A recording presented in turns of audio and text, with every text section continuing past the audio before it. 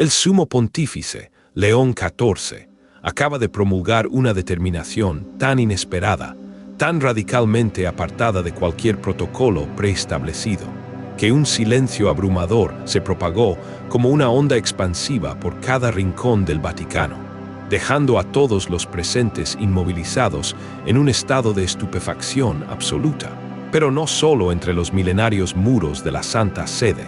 En menos de 60 minutos, las repercusiones de este suceso ya repercutían en las salas de prensa de cada metrópolis del globo. Cadenas informativas de talla mundial como CNN interrumpieron su programación habitual con un boletín de emergencia, mientras que la BBC reajustó su parrilla diaria, otorgando prioridad a este acontecimiento sobre cualquier otro suceso de relevancia. Medios de comunicación en todas las lenguas imaginables, en cada vértice de los continentes, se movilizaron con frenesí, intentando confirmar la veracidad de los murmullos que circulaban, porque, de ser cierto y lo era, estábamos siendo partícipes de un momento que no solo transformaría la trayectoria de la Iglesia Católica, sino que remecería los cimientos mismos del cristianismo contemporáneo, grabando una impronta indeleble en los corazones de millones de fieles que anhelan con fervor una profunda renovación espiritual y estructural. Todo se había iniciado en una asamblea que, a primera vista, prometía ser tan predecible como cualquier otra.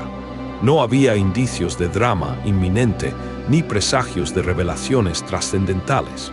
Se trataba de una cumbre de alto nivel, reuniendo a influyentes miembros del Consejo Pontificio para la Doctrina de la Fe, con representantes diocesanos de diversas latitudes del orbe.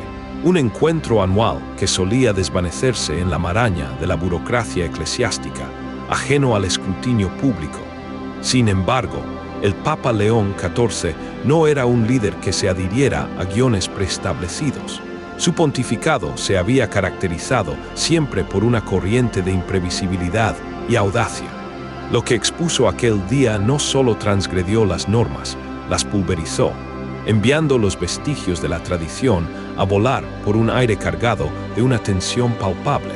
Su voz, firme y resonante, sin apoyo de notas manuscritas, se dirigió directamente a los ojos de los congregados, como si pudiera escudriñar sus almas desnudas, confrontándolos con una verdad incuestionable. Inició su alocución con una sentencia que ya se ha inscrito en los anales de la historia eclesial, un eco que resonará por generaciones. Hoy no me expreso como diplomático, hoy les hablo como pastor, y en mi rol de pastor me veo obligado a desvelar la verdad, aun cuando esa verdad resulte incómoda para los poderosos que se encuentran aquí, en esta misma sala. Un murmullo inicial, de inquietud creciente, se elevó al instante, propagándose con cada segundo que transcurría. La atmósfera era casi tangible, densa como una cortina de niebla que envolvía el recinto, asfixiando cualquier intento de disimulo. El pontífice no había recurrido a las cortesías habituales, a las bendiciones suaves o a los agradecimientos formales que precedían sus discursos.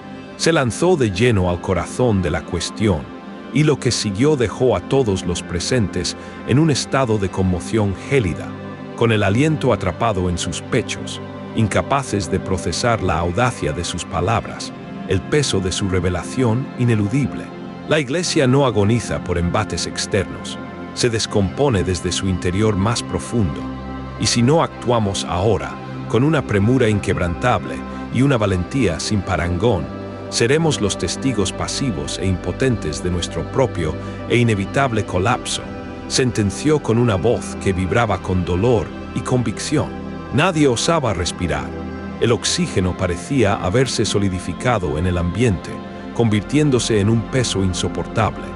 Las cámaras del Vaticano, que transmitían el evento en tiempo real a medios autorizados, cortaron misteriosamente la señal apenas unos segundos después de esa declaración explosiva. No obstante, ya era demasiado tarde para contener el torrente. Periodistas sagaces, presentes en la sala, habían mantenido sus grabadoras activas, capturando cada palabra como un tesoro prohibido. Un fragmento del audio se volvió viral en cuestión de minutos, propagándose como un incendio forestal por las redes sociales, encendiendo debates furibundos en hogares, oficinas y templos alrededor del mundo, desafiando el statu quo con una fuerza inusitada.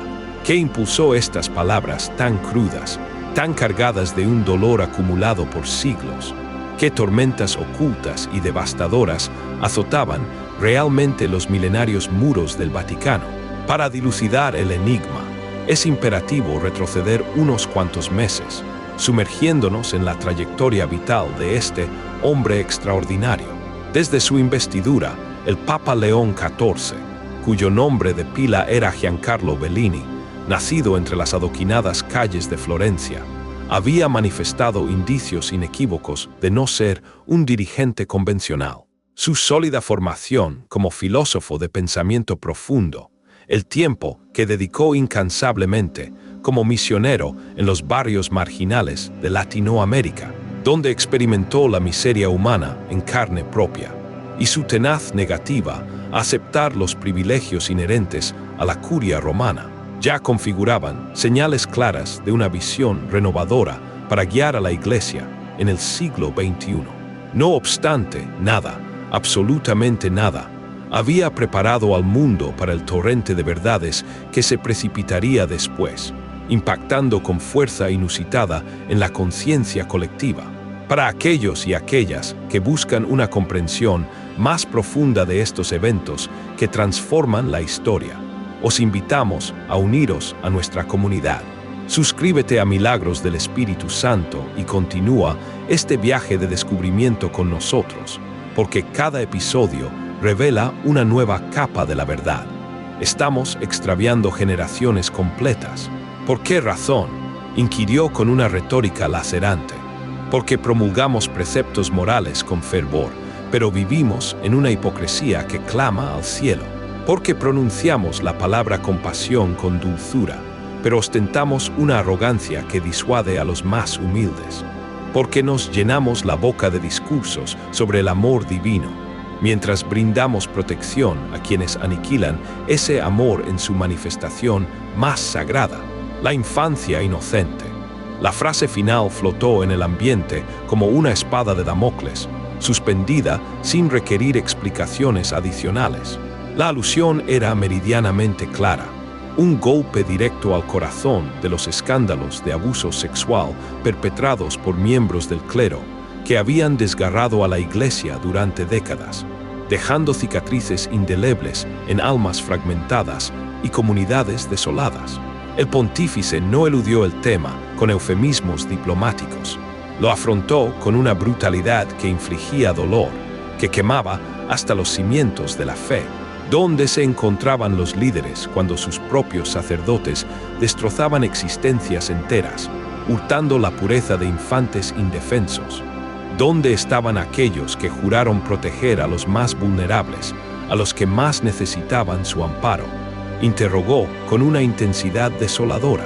Estaban redactando comunicados de prensa vacuos, comprando silencios con recursos turbios, reubicando a monstruos de parroquia en parroquia, como si fueran meros objetos inanimados, en lugar de amenazas vivientes que devoran almas indefensas. Muchos obispos evitaron el contacto visual. Sus miradas se desviaron hacia el suelo en un gesto de vergüenza colectiva y abyecta. Otros, según testimonios de observadores con el pulso acelerado, abandonaron la sala precipitadamente antes de que el discurso concluyera, huyendo de la verdad como de un fuego purificador que amenazaba con incinerar sus estructuras de poder y su conciencia. Pero el Papa no se detuvo. Su voz se mantuvo inalterable, impulsada por una convicción que parecía emanar de lo más recóndito de su fe, de una fuente de determinación inquebrantable. Hoy hago pública la creación de un tribunal internacional con autoridad plena y absolutamente independiente. Este organismo estará integrado por mujeres de una valentía ejemplar, por víctimas sobrevivientes con sus testimonios conmovedores y por expertos en derechos humanos. Tendrá acceso irrestricto a todos los archivos secretos, a cada diócesis del orbe y poseerá la facultad inquebrantable de enjuiciar a cualquier miembro del clero, sin distinción de rango o de influencia. Declaró con una resolución que helaba la sangre, un silencio sepulcral, un vacío opresivo que se posó como un peso aplastante sobre los hombros de todos los presentes. Incluso aquellos que habían intentado disimular su incomodidad ya no podían ocultarla. Sus rostros pálidos traicionaban el pánico interno que los invadía. Este anuncio no solo pulverizaba siglos de tradición vaticana de gestionar los asuntos internos ad intra, es decir, dentro de sus propias estructuras herméticas, sino que además enviaba un mensaje claro y resonante al mundo entero. Ya no existiría escondite posible para la impunidad. Nadie, absolutamente nadie, estaba por encima del juicio, tanto divino como humano. Ni los cardenales, ni los arzobispos, ni siquiera el propio sumo pontífice, como él mismo lo explicitó con una humildad conmovedora. Yo también me someto a la jurisdicción de este tribunal.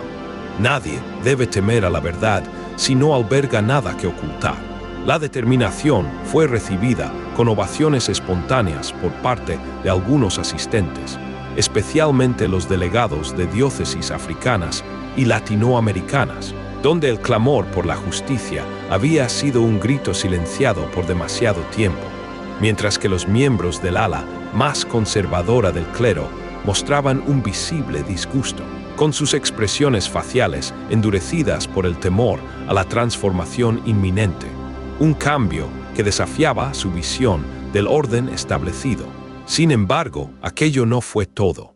El Papa prosiguió con una segunda proclamación que ahondó la fractura, consolidando la grieta abierta en el seno de la institución. La implementación inmediata de auditorías económicas anuales y de carácter externo para todas las nunciaturas y diócesis, supervisadas por entidades seculares e independientes. Hizo referencia directa al escándalo del IOR, conocido popularmente como el Banco del Vaticano, y sus resonados casos de blanqueo de capitales y vínculos con grupos financieros de reputación dudosa, evocando imágenes de una corrupción que había manchado la pureza del manto sagrado de la Iglesia. Cristo no entregó su vida en una cruz agónica para que hoy algunos actúen como banqueros mafiosos bajo la pátina de sotanas piadosas. La transparencia no es una opción negociable, es una obligación moral que nos vincula intrínsecamente a la cruz, a la esencia misma de nuestra fe, sentenció con vehemencia, desafiando el status quo. El discurso fue interrumpido por una ráfaga de aplausos, no los protocolarios ni los forzados, sino aclamaciones genuinas que surgieron espontáneamente.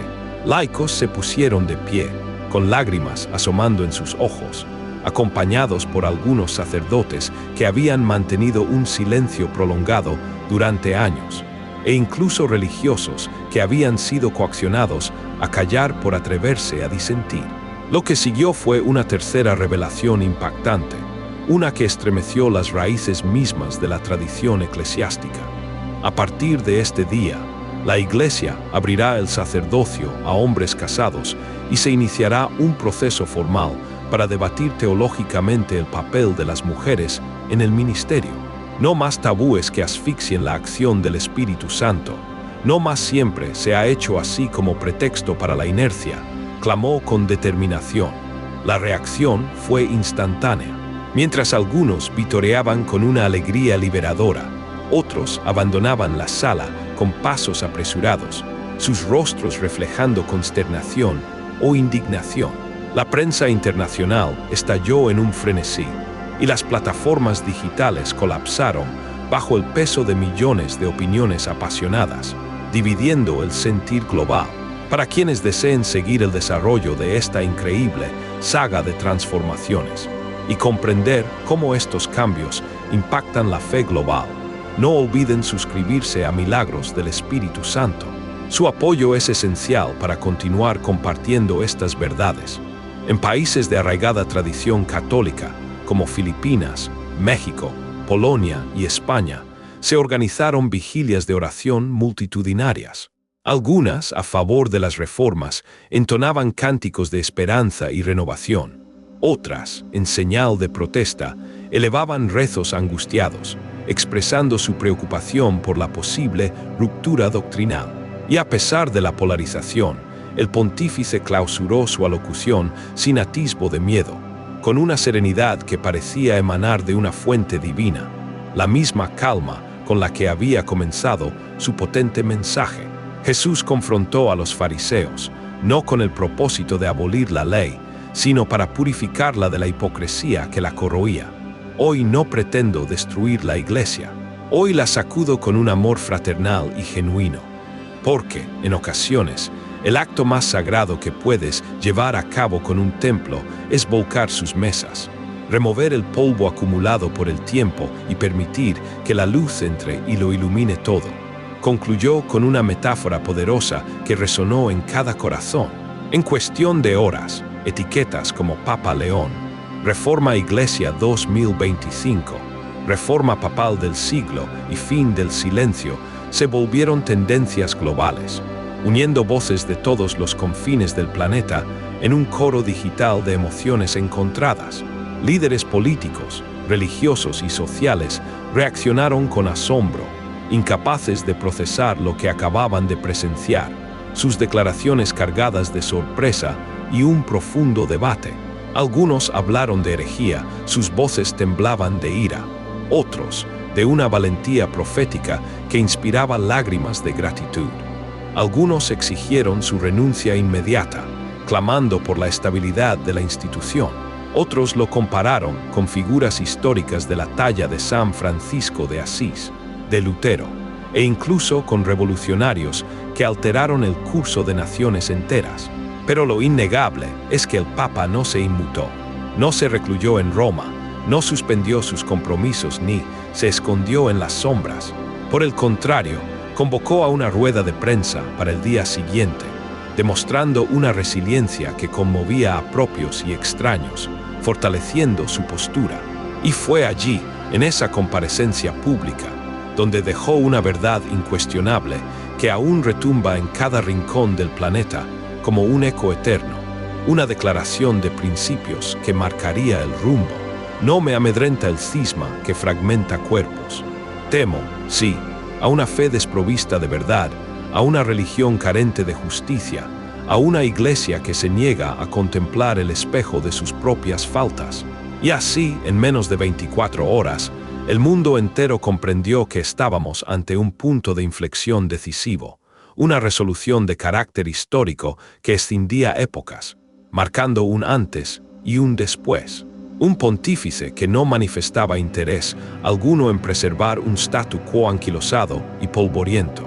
Un dirigente que parecía haber comprendido, con una apertura de corazón, que el tiempo de las excusas había llegado a su fin de manera irreversible.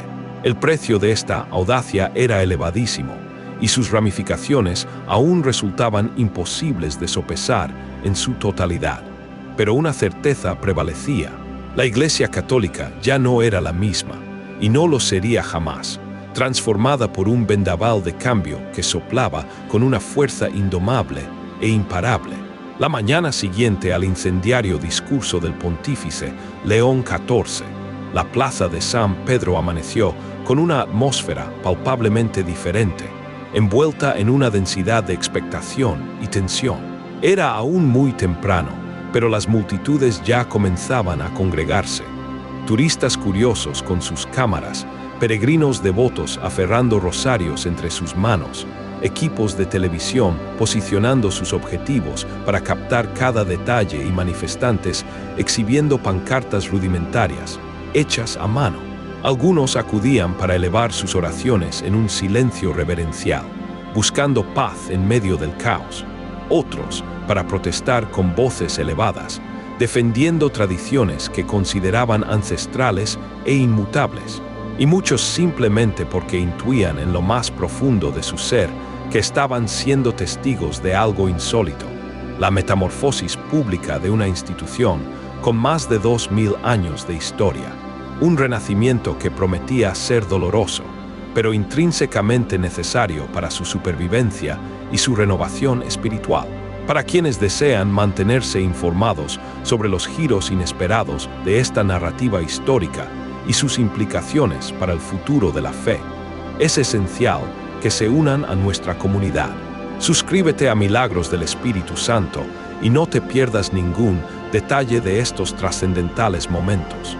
Dentro de los confines del Vaticano, sin embargo, el ambiente se percibía marcadamente distinto, un auténtico hervidero de emociones contenidas y estrategias ocultas.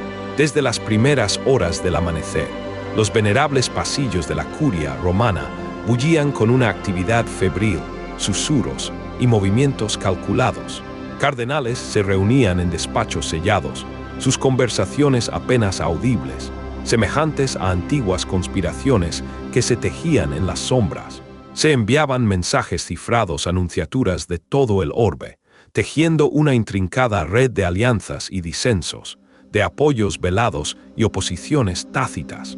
Algunos evocaban la palabra traición con amargura en la voz, mientras que otros hablaban de una reforma impostergable con un hilo de esperanza apenas perceptible. Y no faltaron quienes sugirieron en voz baja, con un temor reverencial que rozaba la blasfemia, que el Papa León debía ser declarado mentalmente incapacitado. Sí, tan profundo fue el impacto de sus palabras, tan abrupto el desgarro en el tejido eclesiástico, que se había creído inmutable. El secretario de Estado del Vaticano, el cardenal Roberto Mancini, considerado hasta ese momento uno de los prelados más influyentes dentro del círculo papal, fue uno de los primeros en reaccionar con una contundencia apenas velada. Su voz, temblorosa por la contención, en un comunicado leído por Radio Vaticana, dejó entrever su profundo desacuerdo. Las decisiones adoptadas en el día de ayer requieren un discernimiento teológico exhaustivo y no pueden ser implementadas sin una reflexión doctrinal adecuada. El Santo Padre, si bien es el sucesor de Pedro, no actúa de manera unilateral. La Iglesia es por naturaleza colegial, afirmó, marcando una distancia. Sin embargo, en el lenguaje sutilmente codificado del Vaticano, esa frase fue interpretada como una advertencia encubierta, un recordatorio de que su poder no era absoluto. Los rumores no tardaron en extenderse como un veneno dulce, susurrando sobre una posible rebelión interna, un cisma que acechaba en las sombras, dispuesto a materializarse en cualquier instante. La amenaza de una división profunda se hizo patente. A puertas cerradas, trascendió que al menos 17 cardenales, entre ellos varios influyentes de África, Estados Unidos y Europa del Este, estaban redactando una corrección formal, una especie de carta doctrinal que desafiaría directamente la autoridad del pontífice con argumentos teológicos afilados como espadas. No sería la primera vez en la historia de la Iglesia que se diera una situación semejante, pero sí la primera en siglos que se llevara a cabo de forma tan pública y con la intención explícita de frenar reformas en curso, salvaguardando lo que ellos concebían como la pureza inmaculada de la fe y la tradición milenaria. Uno de los disidentes, el cardenal Józef Zisko, arzobispo de Cracovia, concedió una entrevista exclusiva a un medio polaco, su tono grave y apasionado resonando con advertencia. Respetamos al Papa, pero la Iglesia no puede transformarse en un laboratorio progresista. No se puede inmolar la verdad doctrinal en el altar de la popularidad mediática, sentenció, encendiendo aún más el debate global y polarizando opiniones. Sin embargo, no todo fue crítica acerba. El respaldo comenzó a emerger como un bálsamo en medio del tormento y la incertidumbre. Desde Brasil, el obispo Leonardo Mota, célebre por su labor incansable en las favelas de San Pablo, publicó un video que superó los 5 millones de reproducciones en pocas horas. Su voz, quebrada por la emoción, exclamaba: «Aleluya, por fin alguien se atrevió a proferir la verdad en voz alta. Lo que dijo el Papa es lo que millones de fieles percibimos en lo más profundo del alma, que nos están alejando con hipocresías, con silencios cómplices, con dobles caras. Basta ya de esta farsa».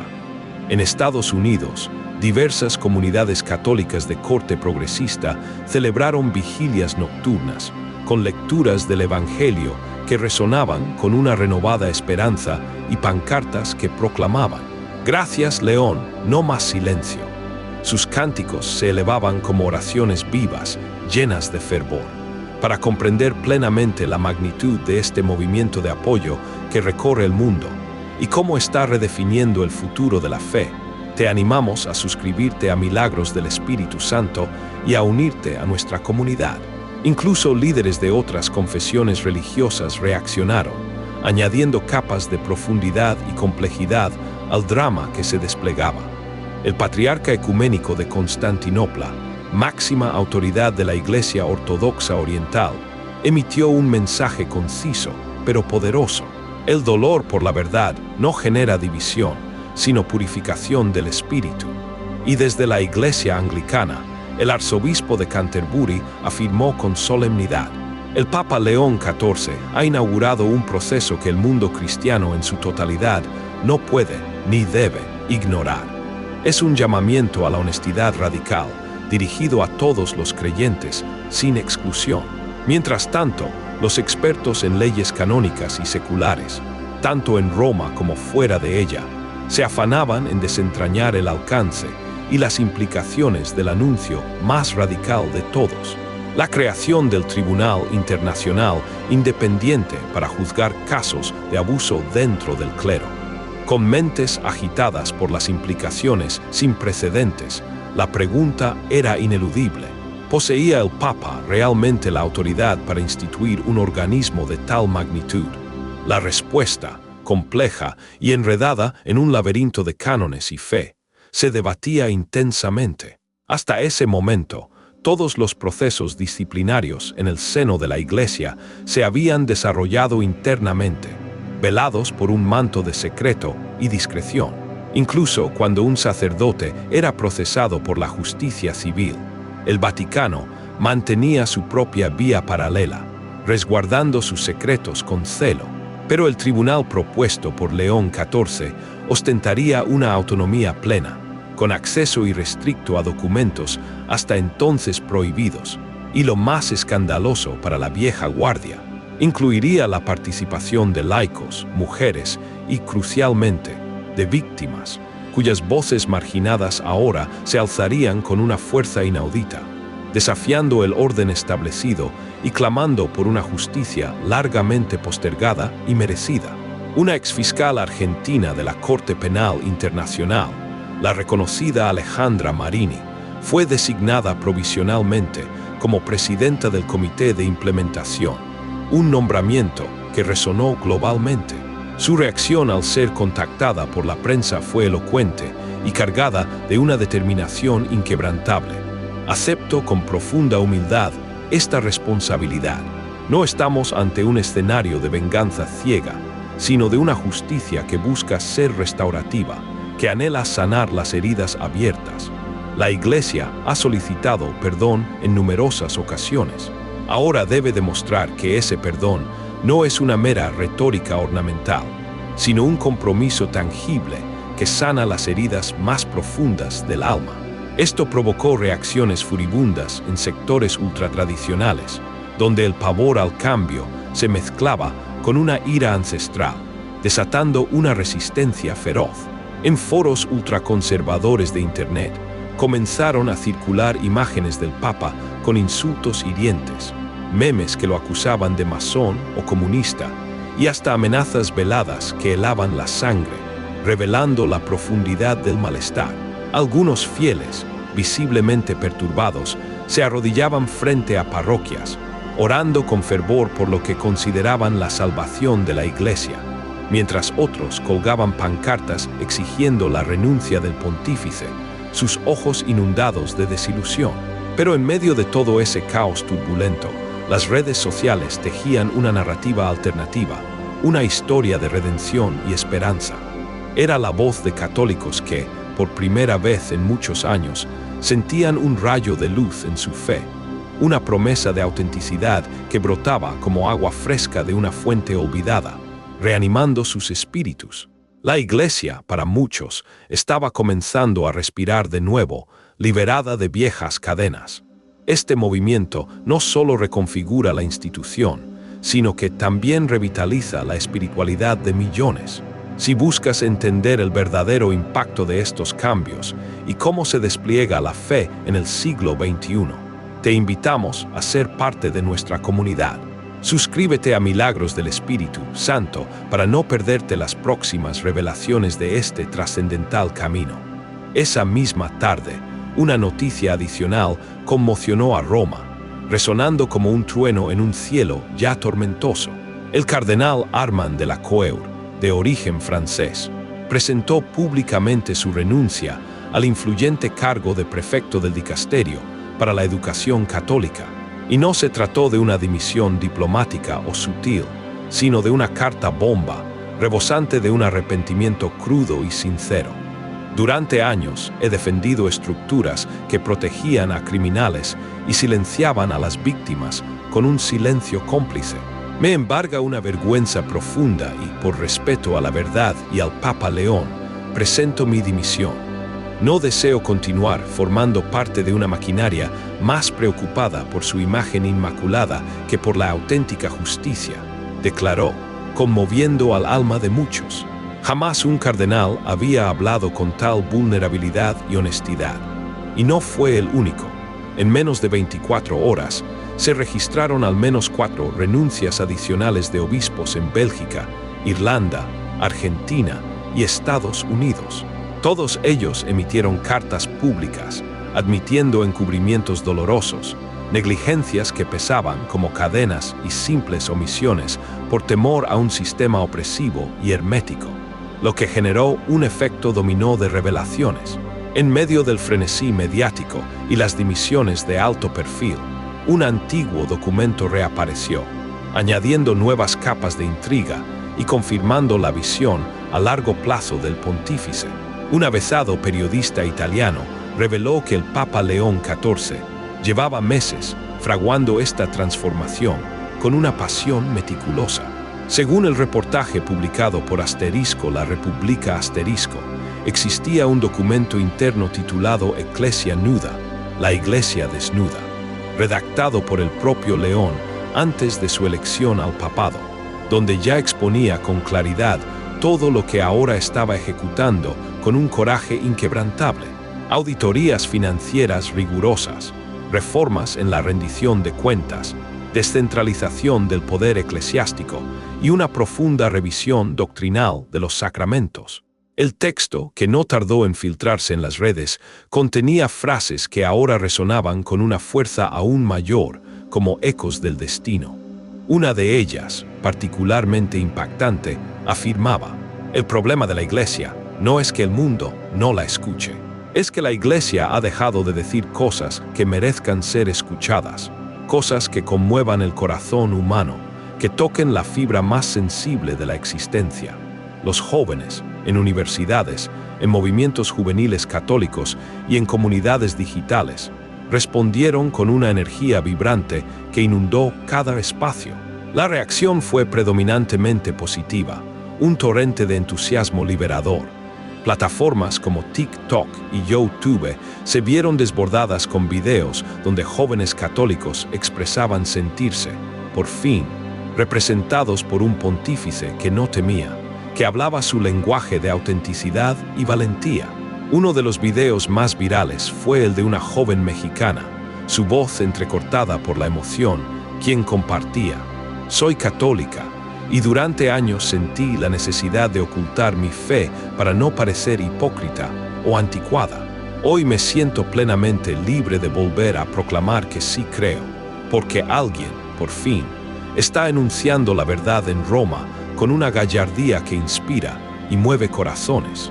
Una nueva generación, sedienta de genuinidad, encontraba en el Papa León XIV la voz que anhelaba, la figura que les permitía reconciliar su fe con su realidad contemporánea. Pero mientras el pontífice cosechaba un apoyo popular creciente con cada latido de la Reforma, dentro de los muros vaticanos se gestaba algo más sombrío, un complot urdido en las sombras de la intriga.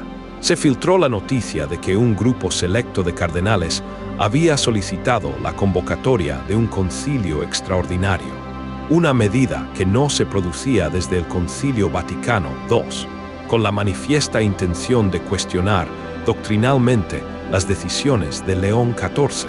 Algunos, en susurros apenas audibles, incluso planteaban la remota posibilidad de deponerlo, argumentando una herejía práctica, una opción que, aunque extrema, no carecía de precedentes históricos en los momentos más oscuros de la Iglesia. Lo cierto es que, en la intrincada política vaticana, nada es completamente imposible, y las conspiraciones se tejen como telarañas sutiles, pero letales. Y si algo dejó meridianamente claro este terremoto eclesial, es que las viejas estructuras de poder no se desmoronarían sin oponer una resistencia encarnizada, luchando con uñas y dientes por su supervivencia, aferradas a su ancestral influencia. ¿Qué nos depara el futuro inmediato? El Papa ha convocado una segunda conferencia para dentro de 3 días, y según fuentes cercanas a la Santa Sede, en ella anunciará nuevas reformas que prometen profundizar aún más el cambio iniciado. Ya se especula con la posible apertura formal del diaconado femenino y modificaciones estructurales en el proceso de elección de obispos, que podría transitar de un sistema jerárquico rígido a uno más participativo, incorporando votaciones locales de las comunidades cristianas, lo que reflejaría de forma más auténtica la voz del pueblo de Dios. Pero por ahora, Roma arde, no en un sentido figurado, sino en un fuego de pasiones encontradas y debates incandescentes. Lo que comenzó como un simple discurso se ha transformado en una tormenta perfecta, un vendaval que arrastra todo a su paso. Una grieta profunda ha dividido al catolicismo mundial en dos, como un abismo que se abre lentamente, y nadie, absolutamente nadie, sabe con certeza en qué desembocará todo esto, si en una renovación gloriosa o en una ruina irremediable. Para seguir de cerca cada acontecimiento que moldea el destino de millones, te invitamos a suscribirte a Milagros del Espíritu Santo y a ser testigo de esta historia en tiempo real. Lo único indubitable es que el Papa León XIV no está retrocediendo. Todo lo contrario, avanza con una determinación que, a la vez, desconcierta, emociona, incomoda y arrastra consigo a toda una institución milenaria hacia un capítulo inédito y peligrosamente incierto. Roma, un miércoles por la mañana.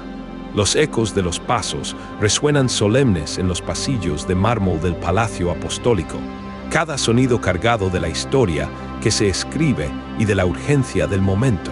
Detrás de puertas herméticamente cerradas, las paredes del Vaticano ya no contienen el murmullo habitual de rezos o lecturas serenas. Ahora resguardan algo mucho más inquietante: estrategias astutas, una tensión palpable que se puede cortar, un miedo visceral que se filtra en cada conversación susurrada, en cada mirada esquiva.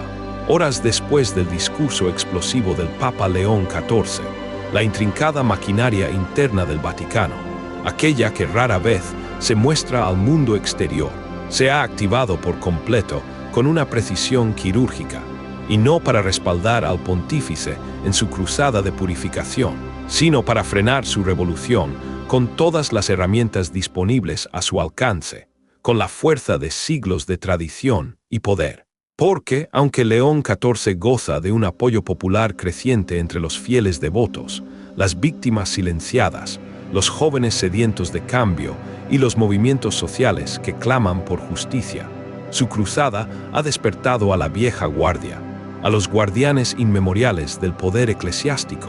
Estos jerarcas llevan décadas operando como si el Vaticano fuera una monarquía absolutista, inmune a cualquier escrutinio humano, intocable desde el exterior, protegida por un velo de sacralidad inexpugnable. Y ahora que alguien ha osado levantar la alfombra polvorienta, desvelando el polvo y la suciedad acumulados bajo su superficie, no todos están dispuestos a quedarse de brazos cruzados, permitiendo que la luz de la verdad entre y queme lo que han protegido con un celo fanático y, a menudo, cuestionable.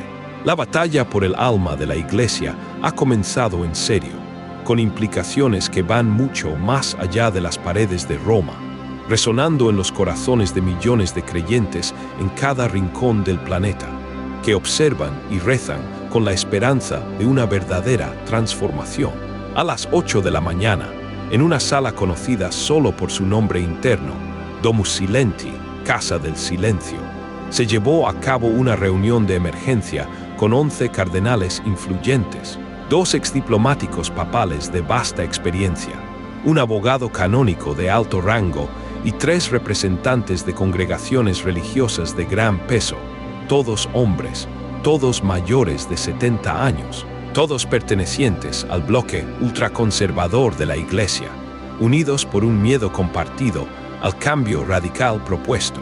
Uno de los asistentes, bajo condición de anonimato, filtró la siguiente frase atribuida al cardenal Ludovico Ferraro, arzobispo emérito de Milán, cuya voz grave aún resuena en la memoria de los presentes. Un papa no puede comportarse como un caudillo populista. Si no lo detenemos ahora, la Iglesia se desangrará en un torrente de caos irrefrenable. Las palabras no eran simbólicas, eran un llamado explícito a la acción, a una resistencia frontal. Esa reunión tenía un objetivo concreto y alarmante: diseñar una vía canónica para declarar que León XIV había incurrido en un error material manifiesto. Esta figura legal eclesiástica, si bien no permite deponer directamente a un pontífice, podía ser utilizada como argumento contundente para forzar su renuncia bajo una presión moral y teológica ineludible. Sí, las voces que antes murmuraban en los pasillos ahora hablaban en voz alta, sin tapujos, de renuncia. Pero existía un problema insuperable, un escollo que desafiaba sus intenciones. León XIV no estaba solo. Cada intento por socavar su autoridad, cada estrategia para minar su credibilidad, no hacía más que amplificar su figura ante el mundo, transformándolo en un símbolo de coraje profético, en un estandarte para aquellos que anhelaban una iglesia más justa y compasiva. Su figura crecía con cada ataque, consolidando su liderazgo en la mente de los fieles. Los medios de comunicación, en su frenesí por cubrir cada matiz del drama, respondieron con un fervor periodístico sin precedentes. Las principales cadenas internacionales habían enviado corresponsales permanentes al Vaticano, transformando la ciudad eterna en un escenario global de debate constante. CNN, Al Jazeera, France 24 y hasta medios tradicionalmente seculares como The Guardian y El País dedicaban horas completas de análisis a lo que muchos ya denominaban el concilio invisible, no un sínodo oficial con protocolos establecidos, sino un choque abierto de ideologías, valores y visiones sobre lo que debía ser la Iglesia en un mundo que cambiaba a una velocidad vertiginosa. El New York Times publicó un titular audaz que capturaba la esencia del momento con precisión. León XIV no gobierna solo el Vaticano. Ha comenzado a liderar el cristianismo global con una mano firme y un corazón abierto, sentenciando el nuevo rol del pontífice. Si te sientes parte de esta transformación histórica y quieres ser testigo de cómo la fe se reinventa, suscríbete a Milagros del Espíritu Santo y no te pierdas ni un solo capítulo de esta epopeya.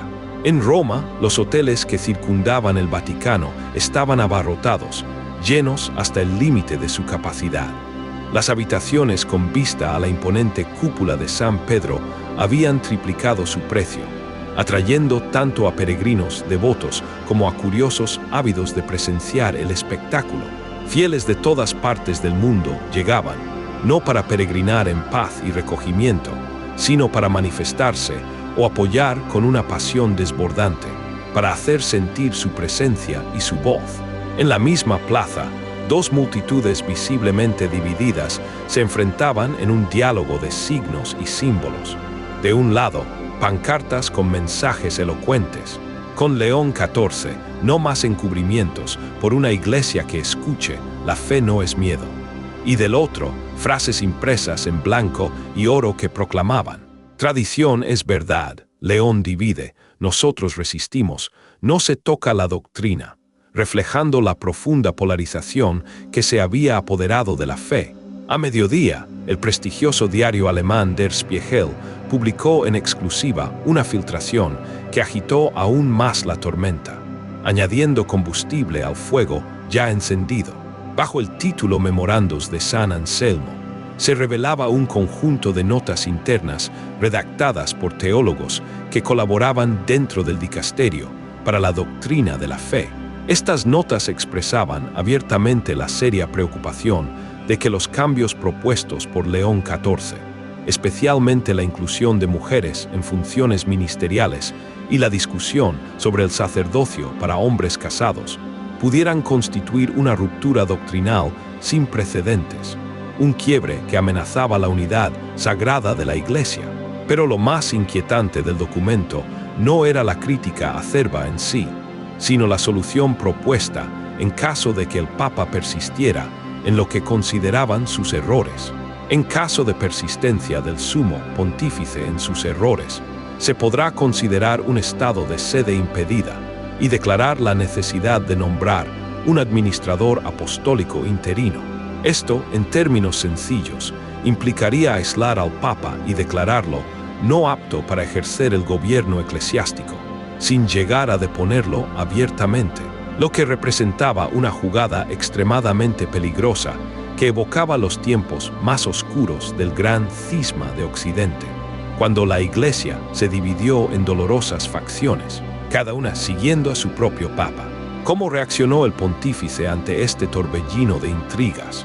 Mientras todo esto sucedía en un remolino de acusaciones y maniobras, León XIV seguía actuando con una calma desconcertante, como si estuviera guiado por una paz interior inquebrantable, una convicción que trascendía las rencillas terrenales. No había respondido directamente a las acusaciones con palabras airadas, ni había concedido entrevistas para defenderse, pero sí había enviado señales claras, gestos que hablaban con mayor elocuencia que 1000 discursos, resonando en el corazón de los fieles. En primer lugar, canceló todas las audiencias protocolares con representantes diplomáticos del Vaticano, priorizando lo esencial sobre lo ceremonial y lo superfluo. En segundo lugar, nombró públicamente a 5 nuevos consultores personales. 3 de ellos eran mujeres de una valentía reconocida, una de ellas una teóloga laica con perspectivas frescas e innovadoras, y la 5ª persona era una víctima de abuso clerical, cuya voz, silenciada durante años, ahora resonaba en los pasillos del poder, otorgándole un lugar central en la toma de decisiones.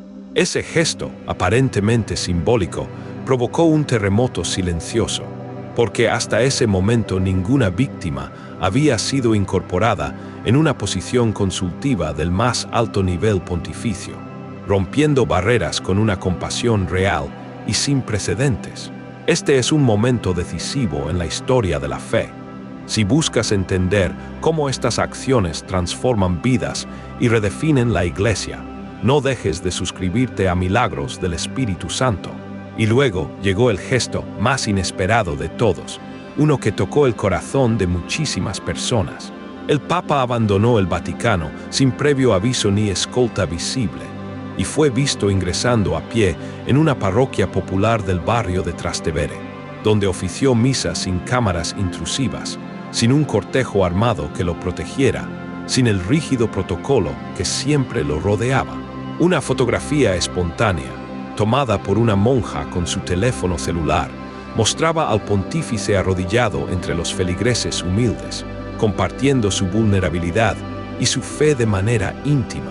Alguien la subió a X, anteriormente Twitter, con la frase que rápidamente se volvió viral: "No sé si es hereje o profeta, solo sé que está con nosotros en nuestra lucha diaria".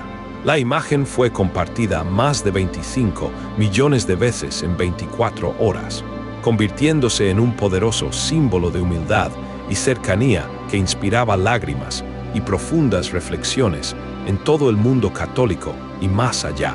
Las redes sociales, reflejo del sentir global, ardían con una división palpable y apasionada. En TikTok, La etiqueta almohadilla Papa León se mezclaba con almohadilla, Fuerza León y almohadilla, porque es hereje en Roma, en un vibrante baile de opiniones polarizadas. En X, figuras políticas y celebridades opinaban sin filtro, desde activistas de derechos humanos hasta líderes de otras religiones, todos con algo que decir, con el corazón en la mano, expresando su asombro o su indignación. Una publicación del actor Mark Ruffalo en inglés se hizo viral con la frase: "La Iglesia Católica podría hacer lo impensable", impactante. Mientras tanto, influyentes youtubers católicos tradicionalistas lanzaban campañas masivas para rezar por la conversión del Papa, acusándolo de entregar la Iglesia al mundo secular con imputaciones que dolían, avivando el fuego de la controversia. La batalla ideológica se libraba en todos los frentes, desde los púlpitos hasta los algoritmos de Internet, redefiniendo la esfera pública de la fe. Los obispos en diferentes latitudes del mundo comenzaron a tomar partido, alineándose en un mapa de lealtades cambiantes, revelando las fisuras internas de la jerarquía eclesiástica. En Filipinas, el arzobispo de Cebú publicó una carta pastoral de 12 páginas, donde apoyaba con fervor las reformas del pontífice y declaraba que su diócesis se sometería voluntariamente a las auditorías propuestas por el Tribunal Independiente, un acto de obediencia y fe que inspiró a muchos. En contraste, el obispo de Varsovia anunció que suspendería toda cooperación con el Vaticano hasta que León XIV aclarara doctrinalmente sus intenciones, su voz resonando con una cautela que para algunos era cobardía. Y luego llegó un golpe inesperado. El arzobispo de Nueva York, uno de los puestos más influyentes de la Iglesia mundial, ofreció una conferencia de prensa en la que afirmó con convicción: "No estamos ante un problema de doctrina, sino de moral básica. Y si la verdad molesta, entonces quizás esa verdad sea justamente lo que nos hace falta". Era un apoyo total e incondicional al Papa, que generó un impacto tremendo. En medio de todo este caos y agitación, una figura clave permanecía envuelta en un silencio enigmático: el Papa emérito Benedicto XVI, elegido 3 décadas atrás, había renunciado a su pontificado y aún vivía en la residencia de Mater Ecclesiae dentro de los muros vaticanos. Aunque su salud era frágil, como un hilo delgado a punto de romperse, muchos esperaban una declaración suya, no tanto por su influencia legal, que ya no poseía, sino por su inmenso peso simbólico, que aún resonaba con autoridad moral. Su silencio, por ahora, era interpretado como una prudencia sabia por algunos, o como una complicidad pasiva por otros, dependiendo del bando que lo observara. En la curia romana, un nuevo dilema se presentaba dentro de los muros papales. Los funcionarios del día a día enfrentaban una realidad dividida en dos, un cisma interno que dolía profundamente. Algunos apoyaban al Papa con fervor, pero temían represalias que podrían costarles su posición y su trayectoria. Otros se alineaban con los conservadores por una lealtad tradicional, pero no deseaban quedar del lado que la historia condenaría al olvido, forzados a una incómoda elección. Y mientras el pontífice preparaba su siguiente discurso con una meticulosidad sorprendente, los rumores de sabotaje se intensificaban como susurros maliciosos en la oscuridad. Se hablaba de bloqueos presupuestarios sutiles, de filtraciones maliciosas que envenenaban la opinión pública y hasta de intentos de frenar el Tribunal Independiente mediante una orden judicial emitida por el propio Vaticano. Sí, un tribunal interno para detener a otro tribunal. Una ironía que clamaba al cielo, un reflejo de la desesperación por preservar el viejo orden. Esa noche, en una entrevista en vivo para la televisión francesa, el teólogo Jean-Luc Moriau, autor de varios libros sobre eclesiología, clausuró su intervención con una frase que encapsulaba el momento con profundidad poética. Cuando un papa actúa como profeta, pone en riesgo su trono terrenal, pero también le recuerda al mundo que su verdadero poder no reside en la silla de Pedro, sino en el ejemplo vivo de Jesús, que caminó entre los marginados y los olvidados. Para aquellos que desean profundizar en el significado de estas palabras y el futuro de la Iglesia, no olviden suscribirse a Milagros del Espíritu Santo. El mundo entero aguardaba la siguiente jugada del pontífice con el aliento contenido, porque todos sabían que esto no había terminado, apenas había comenzado, y cada paso hacia adelante era un salto de fe en lo desconocido. Jueves, amanecer en Roma. Mientras el cielo aún conservaba las últimas sombras de la madrugada, decenas de luces ya estaban encendidas en el interior del Palacio Apostólico, parpadeando como estrellas en una noche tormentosa. El Vaticano, por fuera, lucía como siempre, majestuoso, solemne, imperturbable ante el inexorable paso del tiempo. Pero por dentro se libraba una batalla que no utilizaba espadas ni excomuniones formales. Empleaba información privilegiada, presión sutil y el poder acumulado durante siglos de historia, un legado que ahora se tambaleaba peligrosamente. La revolución iniciada por León XIV ya no era una advertencia lejana, una posibilidad remota. Era una realidad palpable que se manifestaba en cada rincón de la institución.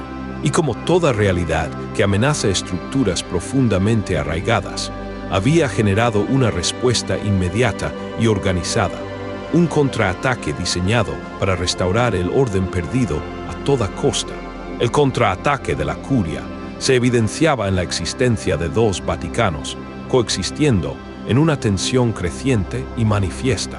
Uno era el de León XIV, que caminaba entre los más desfavorecidos con pasos humildes, concedía entrevistas inesperadas que llegaban al alma, rompía protocolos rígidos y hablaba en un lenguaje llano, directo, casi brutal, como un profeta de los tiempos bíblicos. El otro era el Vaticano que nunca se había marchado, el de las sotanas que se movían en silencio calculado, de las reuniones sin cámaras indiscretas, de los archivos inaccesibles resguardados bajo 7 llaves, del latín jurídico que convertía los escándalos en notas a pie de página olvidadas. Y esos dos Vaticanos, por primera vez en décadas, se encontraban abiertamente enfrentados en un duelo de visiones que definiría el futuro de la fe y la institución. La colisión era inevitable y sus consecuencias impredecibles, marcando un punto de no retorno en la historia eclesiástica. A las 9:12 de la mañana, el Papa intentó acceder digitalmente al presupuesto reservado para la implementación del Tribunal Independiente. El sistema falló. Una fría pantalla roja apareció con el mensaje «Autorización denegada». Técnicamente, nadie había revocado su autoridad suprema. Legalmente, seguía siendo el pontífice absoluto. Pero en la práctica, varios departamentos clave habían comenzado a ignorar sus órdenes con una pasividad agresiva, un sabotaje burocrático que asfixiaba la acción. Un alto funcionario de la Secretaría de Economía, que solicitó el anonimato por un miedo palpable, confesó al periódico asterisco Le Monde asterisco: «No nos han instruido desobedecerlo directamente, pero tampoco nos han indicado que lo ayudemos con premura». Ese vacío burocrático es la forma más letal de sabotaje en el Vaticano. Hacer como si nada estuviera pasando, dejar que el tiempo desgaste la voluntad como la arena erosiona una roca, minando su poder sin confrontación abierta. Pero León XIV no era de los que esperaban pasivamente a que la inercia lo consumiera. Su espíritu era de acción y de confrontación directa. A las 10 de la mañana, mientras se llevaba a cabo una reunión del Consejo para los Asuntos Generales, el pontífice entró sin previo aviso.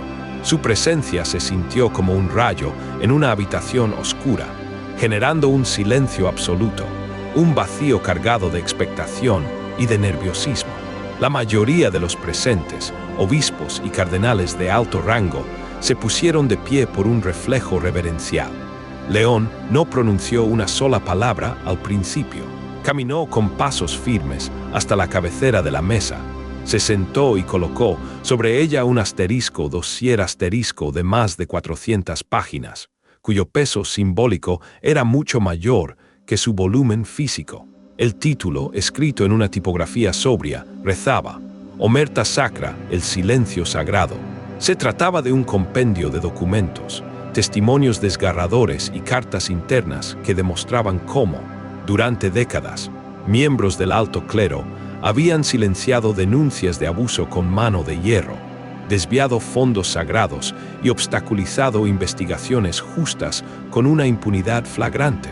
Pero lo más impactante, lo que provocó una conmoción sin precedentes, venía al final del dossier. Una lista detallada de nombres, fechas y archivos, todo con acceso público a partir de esa misma mañana, expuesto sin miramientos a la luz del día.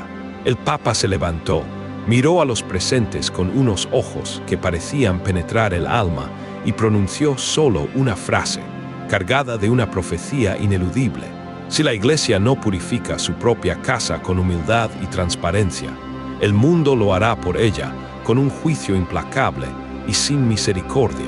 Y se retiró, dejando tras de sí un eco de silencio atónito, un ambiente de consternación que lo decía todo. Horas más tarde, medios de comunicación de todo el planeta tuvieron acceso al documento. En su interior, pruebas irrefutables de pagos ilegales a víctimas para forzar su doloroso silencio. Cartas entre cardenales negociando traslados de sacerdotes acusados de abuso como si fueran meras piezas en un tablero de ajedrez.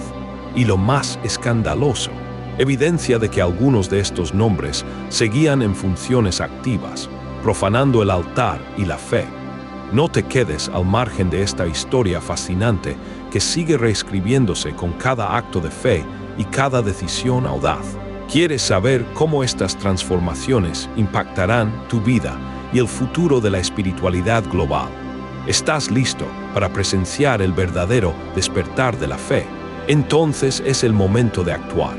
Suscríbete ahora mismo a Milagros del Espíritu Santo, activa las notificaciones y prepárate para ser parte de la comunidad que descubre las verdades más impactantes y las revelaciones más profundas. No te pierdas lo último y continúa este viaje con nosotros.